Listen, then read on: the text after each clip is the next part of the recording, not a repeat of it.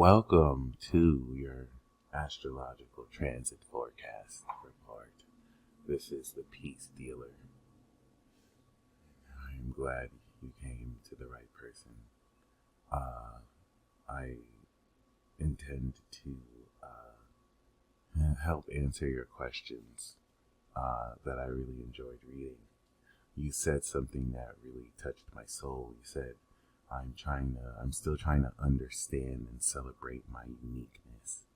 And that was so literal in a way that I feel everything that you're asking is proof that you have already fulfilled what at current might not entirely be visible to you. One thing that I've learned and seen concurrently is that individuals with their sun on the MC or near the MC, the midheaven, you are the embodiment of your own legacy.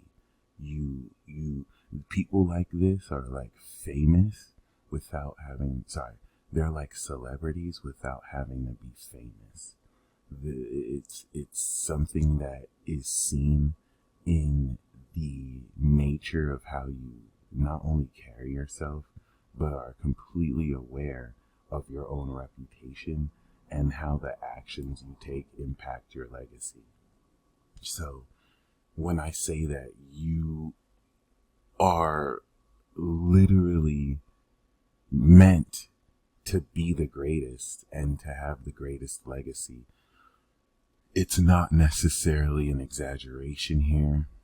With your MC in Capricorn, which is one thing, which is literally the greatest legacy you can have. The top three legacies are MC, Pisces, Aqua, and Capricorn. Michael Jordan and LeBron James both have Aqua MCs. Will Smith, Dr. Dre, Matthew McConaughey, they have Aqua MCs. Miley Cyrus, I believe, too. And I'm going to give you an article about celebrities with MC and Capricorn. I don't really want to put an emphasis on celebrity as much as success, because you are literally the original embodiment of success consciousness. And I don't mean that in an inspirational way. This is legitimately factual. And it's very difficult to have Capricorn here because I have my moon in Capricorn, so I understand this. Capricorn is unreasonably perfectionistic, but not in the way that Virgo may obsess over details. You will have and then you also have moon in the same sign as Saturn. So we're going to get to that too. The ruler of your Capricorn sign, your OG, is sharing space with your soul because you do have duties as a soul reaper, okay? Which is very gangster. You are a gangster at the core of your very being. You judge integrity in people's hearts, and you may not be pleased with what you're saying. But before we get to Aries, which is your embodiment as a literal warrior and original, you have just the first 5 months of this year, since 2011, stepped into a brand new evolution cycle of your very personification and being. So you saying things like really understanding greater depth of how unique you are and literally original, one of a kind, you know what I'm saying, is that square between your individual personality, but the collective and mainstream professional expression of your spirit that holds yourself to sometimes unreasonably high standards. There's an objectivity with your Capricorn sun that enables you to be incredibly aware of what you're capable of and how true to Capricorn you steadily rise to the top of the mountain as you are peak ambition in a way that could be communicated very practically. Like you are golden incrediblest, golden integrity, which we will get into once again, because your moon in Leo is ridiculous. I just have to be honest with you. But you're in the second decan in Capricorn, which is the Venus decan. I call that the top model decan. That's the decan of Isis. The reason why this is very important, however, is because the Capricorn has a proclivity to achieve great things, but always feel like it's not enough. So there are a lot of things that you are concerned about based on your questions that you have already achieved, but you are with Neptune coming out of your 12th and Saturn coming into your 12th, which is going to be a very important facet we're going to talk about this transit talk. You are coming out of the veiled self-illusion of you not being good enough. And I don't want to say that, oh, you don't think you're not good enough, but it's in the sense where there are things that you are unconscious to right now that as they dissolve and you literally transcend your own belief in yourself as supernatural qualities, supernatural because of Neptune and Saturn in the 12th of the hidden and the supernatural and unconscious habits and beliefs. This is going to not only change your attitude about your belief in yourself, but it's going to give you so much more of a very objective clarity of what you have actually achieved and why, even if you never get an award for it, it's everything to continue to be proud about. So I love everything that you're asking and saying, because if we think that Uranus is literally on your Jupiter, by the way, 21 degrees, which is unprecedented. That's one of the most auspicious aspects. It may not feel like it, to be honest, but it is most definitely auspicious given the slow-moving nature of the planet and the effect range that is, especially once Uranus retrograde, will continue to induce. You have your second house in Taurus. The second house is what's yours. And as a fundamental Aries rising, Jupiter in the second house, people get money, okay? Bill Gates has this, Kylie Jenner has this, but in Taurus, this expands the practical value of how fluidly you can manifest. All right. And with the direction, not a lot of people have the direction in the 10th house, right? Because the expansive quality in the second house are the values you stand on. You stand on very traditional and solid values. And this is your abundance, whether it's retrograde or not. The way this works out practically is money. You literally have I have a Taurus rising and my second house is Gemini. So how do I manifest? I'm literally talking to you. This is not Libra where I'm cooperating with you socially. This is individual Gemini. So contemplate the fact that you paid me money, second house, so that I can talk to you individually and tell you the truth. That's second house Gemini. Second house Taurus is the original stronger element, because Gemini is very variable. This is consistent. And not only are you able to manifest and make physical material, or you really create this physical value, Jupiter literally expands the quality with which this happens. And guess what? You're going through a Jupiter return, but Uranus is here. So the whole notion of unexpected windfalls of income not only happening but establishing themselves stably is what needs to be on the conversation. This is your new life now. It's everything that you have to accept, whether you and because uniqueness is ruled by Uranus, right? And you have that transiting your second, you are literally understanding your uniqueness. You not only unlocked this the last year and a half, but you're the GOAT, by the way. I have to say this. You're the golden GOAT. You are greatest of all time, but the original personification of that. So the North Node going into Aries is you unlocking your personality. And that's what I love about astrology. Doing this for 10 years, people are so amazing and discount their innate potential that what I usually notice is that people who ask me questions about what to do in their life and locate what their issues are, they always ask it at the moment they're overcoming it. And it's very key relative to the specific inquiries people ask tied to transit forecasts. It blows my mind every time. It's like the pressing direct matters that people are worried about, if you look at the transit, are exactly what over the next 6 weeks to 6 months they're going over. And like you said, trying to understand your uniqueness is Uranus transiting your second house for the past few years, and you have just wrapped up construction on that. There's still more post-construction, but like you're ready to move forward with everything you've set up. Oh, this is so beautiful. I'm so excited. This is amazing.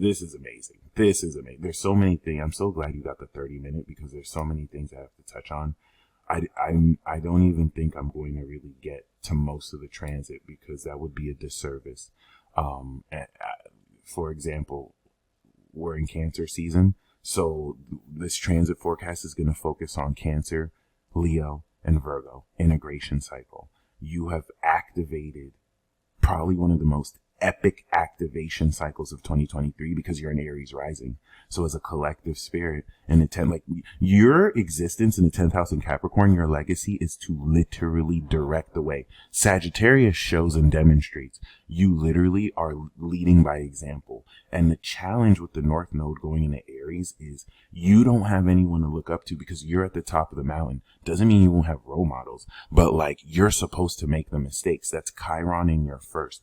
It's the perpetual reminder that as authentic as you are, even if you do everything perfect, you're going to take the blame for certain things. This is 10th house, especially in Capricorn, is the corporation. So people with their MC in Aries is like Amy's coffee shop, right? Amy's coffee shop is run 100% by Amy.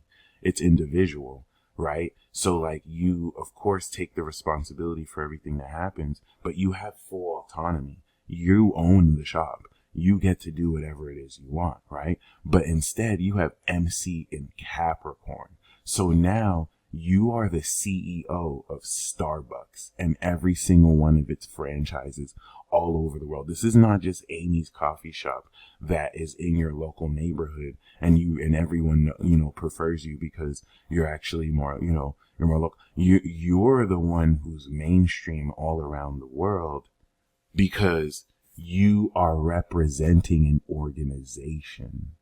So everything that happens in the chain stores and franchises all over the world, when stuff happens, you're the one who takes the responsibility for it. That is Chiron in Aries, opposite Pluto square Capricorn. You are the face of the company. You are the one who directs this forward and has to assume most of the responsibility. Now, we'll talk about how Saturn in Leo is your liability, and it's not limited liability, so you are protected. But it's still very important because a lot of how you push forward is what's going to enable you to accomplish your destiny. North Node is 30 degrees Libra or 0 degrees Taurus, which once again is important because you're going through an opposition. Jesus Christ. Every time I do readings with Capricorn, it's like witchy because y'all timing is ridiculous. Like the timing that you had to be born in, the timing of how you guys just know when to like consult or seek consultants. Oh my goodness. Oh my goddess, in your case. We need to talk about Venus exalted in Pisces in the 12th. You have to follow your heart, which I'm sorry, your heart is going to be super delusional sometimes, and it's not going to make sense. And that's what Aphrodite wants you to be, because that's when you tap into magic so divine. It's almost offensive how magical you truly are. But before we get into that, I have to talk about it because the Reaper has come for your heart, and it's literally reconstituting how you're going to disillusion yourself towards any part of yourself that doesn't understand your uniqueness, which is very valuable right now, which is more valuable than ever. Uranus completion. There's so much I want to say, but once again, like, you are the face of a worldwide organization. This is authority that even most 10th house Capricorn suns don't have, and that's like the most powerful 10th house you can have. That's why I really love and respect the Aries rising, because your personality is the original fundamental personality. Now, if you just had Chiron there in the sun, it would be very difficult. You would have to definitely deal with this sense of imposter syndrome pretty much your whole life.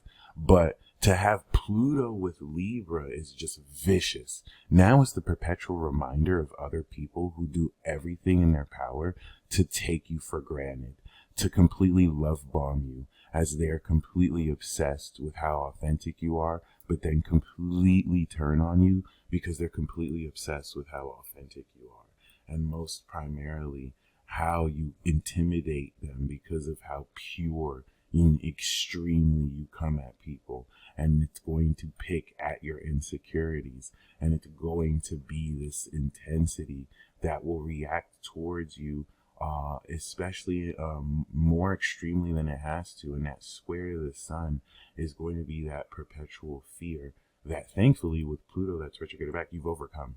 So this is you just kind of coming down the mountain where you might have been walking up your whole life. I'm going to put this article here because we both have this aspect. I have this in Scorpio as a Taurus rising. Pluto's shadow is real. And I feel like you have a deeper understanding of this than me, who still needs to kind of grow and gain more experience. But Pluto shadow aliens tend to form partnerships or marriages with individuals who take them into a sort of underworld experience. And this article kind of speaks of how, like, you know,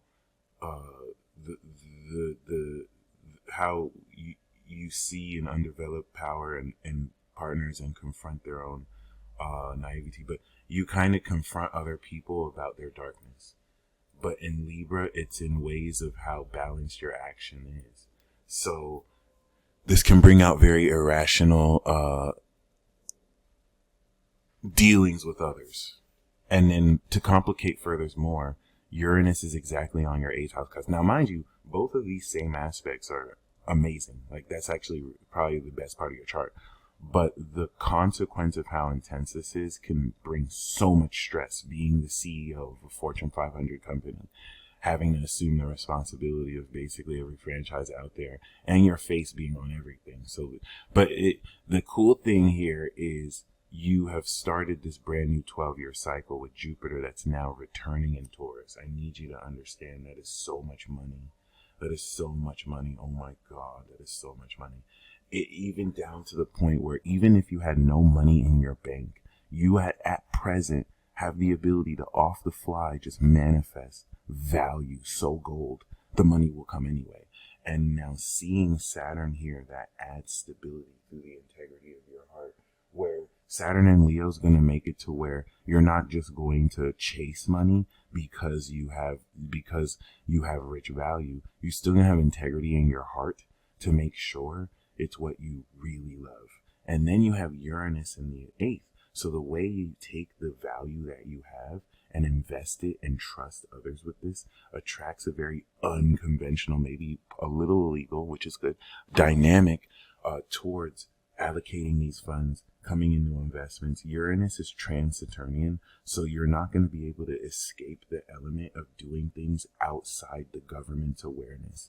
So it's not so much illegal as much as it is outside of the law. It's something people don't understand with Uranus. This is why Uranus and Pluto are seen very frequently with crime. Because when you deal with supernatural energy like this, if people don't have integrity, it's going to corrupt them. And they're going to feel above the law. Versus the right way to use this, Uranus sparks revolutions after corruption. The right way to break the law is when the law is being used corruptly, so that you're not doing it bad for bad intentions. It's to protect yourself. And that's what Uranus is doing. It has you draw boundaries. You're probably one of the greatest geniuses that are able to do this without even thinking about what you're doing. And it's your challenge in this lifetime and destiny to take what you have and invest it in these ways, even if they may not be the most legal.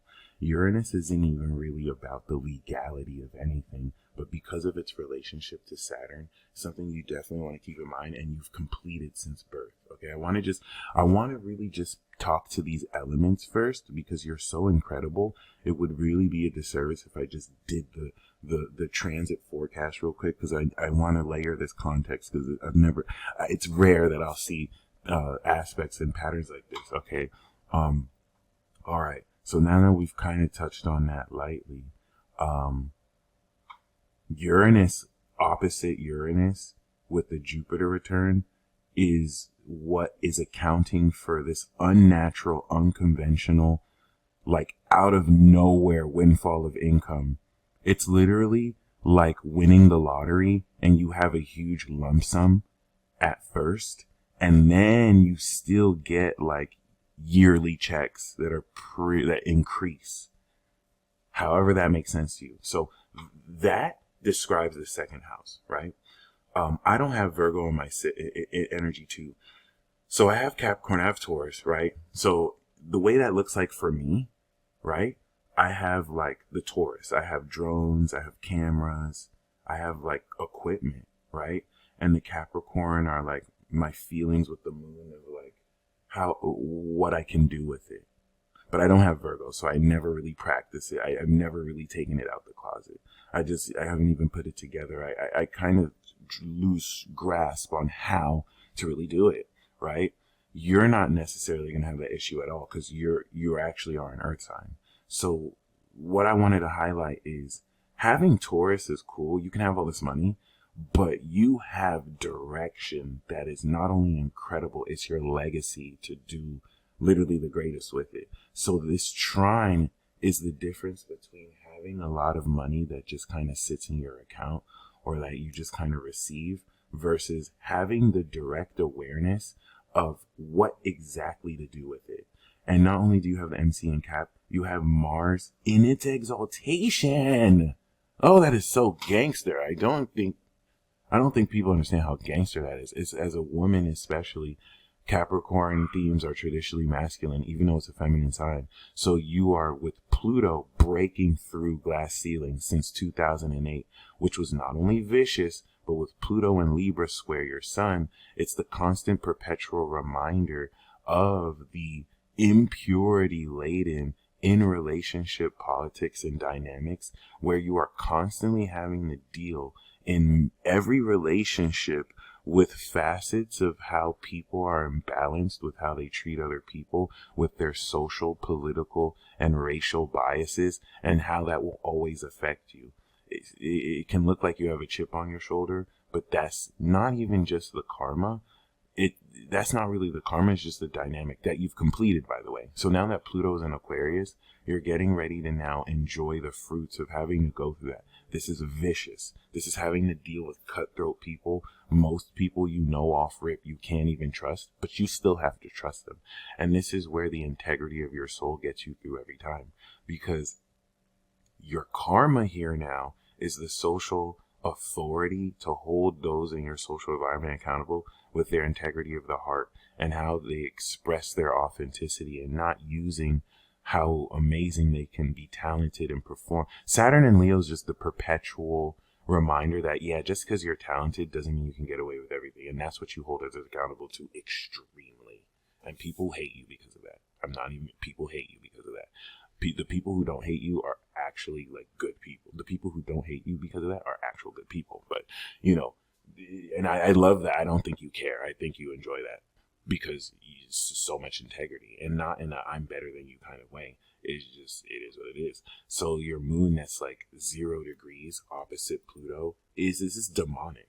This is demonic. Like this is the demonic level of psychic attack that's almost punishing you for, you know, breaking the glass ceiling, for existing, because your existence and the actions you take are pushing you through a lot of the difficulty that has been geared to hold you back and inhibit you. Beyond just because it's not always because of your gender or sex. It's not always because of racial issues. It's not always because if that's what needs to be used to do it. So there's a deeper layer where Pluto is going to like really repair the imbalances in the way people treat each other. But okay, now that we have understood this initial element, Pluto that is finishing out of your 10th house is completing this awakening of your legacy. So that trial from 2008 was to go through everything that was literally geared to stop you, because you have to put yourself in the dark force's shoes. Now that you've completed this, there's no stopping you. And Jupiter that's returning in your 2nd house is opening up the grounds for so much money.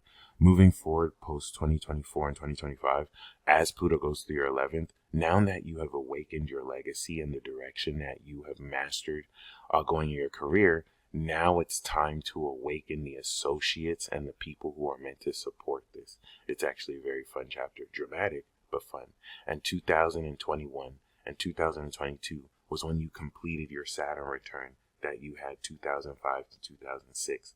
And that's a very important, because the karma that you had to really master the discipline of your creativity and how much you work hard at what you love to do has completed itself by now mastering the audience you perform that to, which was a very difficult chapter that translated as a Capricorn sun into more money, because now the integrity of your network Saturn weeded away people who weren't valuable friends, and now, boom.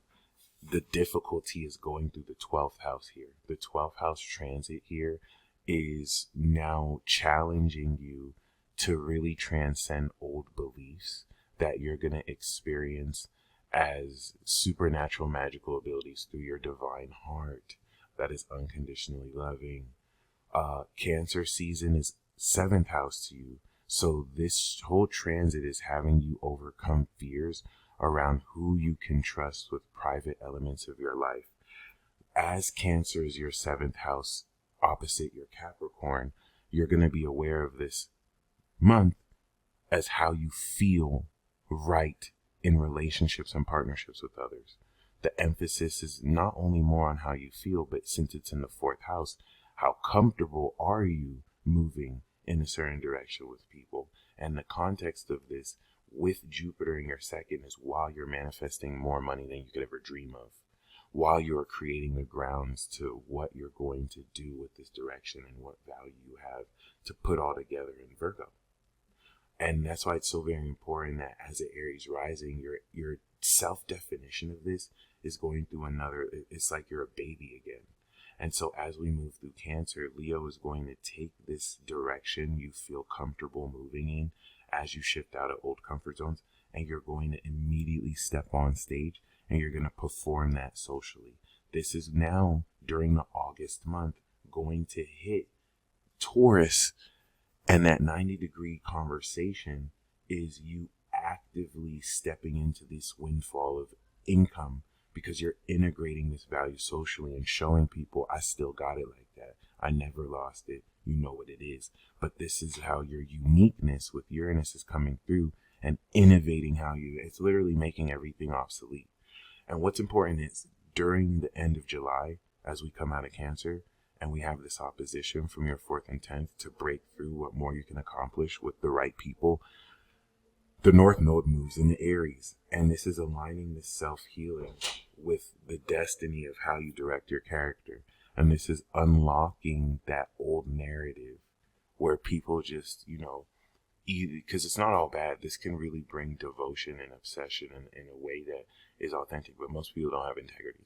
So, and this is where you're going to really step into the challenge of really walking down what you are meant to do and not what other people expect from you, which I feel as a Capricorn, you don't have a problem with. Especially, it's challenging, but I think you're going to thrive and enjoy this. Leo season is going to really set the courage to really begin to integrate everything you've activated, and Virgo season is what's going to integrate and bring it all together. So the questions that you have now, you're going to understand exactly how to solve them all through September. And once you come into that solution, that's everything you're going to present in October. All right. I want to represent it again. You're understanding how to feel with the right people now. In August, you're going to now integrate and present this direction and value on stage as you showcase what you're worth. And then Virgo in September, it's all going to come together, and you're going to understand how to embrace your uniqueness, and you're going to understand how to really see everything you believe in yourself in a practical behavioral lifestyle that takes what you're worth and the direction you want to move and puts it all together. And then that's what you're going to present moving forward to October. I could have revealed dates about the next 3 months that will go more in detail about that, and I do recommend maybe getting a consultation or another transit forecast. But the reason why I didn't want to do that is I didn't want to distract you to be focused on this is going to happen on this date, because the most important thing right now is the North Node shifting on your Chiron. It's way more important to really focus on all this Taurus and Aries energy for you, because you are stepping into such a fundamental redefinition of how you own everything you're worth, that I think this is just going to be empowering in all the amazing ways it has been meant to be since before you were born. And I think this is going to be that crucial hump where maybe, being that Capricorn, you're going up the mountain. Now you're in a position to see everything you've accomplished and walk down the mountain for everything it's worth. So I really feel the vision I have here is you get a lump sum check, and then you just get monthly to yearly checks that get higher and higher every year. And the more you really kind of challenge yourself to step in that authentic direction, the better. You stay blessed as always.